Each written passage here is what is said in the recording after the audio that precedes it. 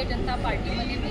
प्रवेश केलेला आहे। 2014 पासून तर 24 पर्यंत 2 वेळा मी नंदुरबार लोकसभा मतदारसंघात भारतीय जनता पार्टीची खासदार म्हणून निवडून आली आणि 2024च्या विधानसभा निवडणुकीमध्ये सर्व कार्यकर्त्यांच्या आग्रहास्तव मी अपक्ष उमेदवारी अक्कलकुवा मतदारसंघातून केली होती आणि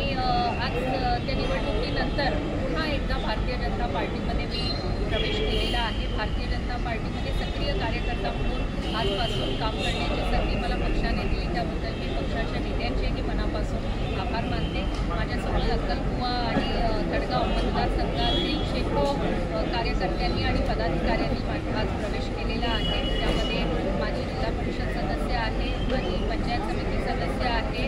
अनेक सरपंचांनी आणि अनेक ग्रामपंचायत सदस्यांनी आणि माझी पदाधिकाऱ्यांनी आज माझ्यासोबत मुंबई या ठिकाणी प्रवेश केलेला आहे। मी खास करून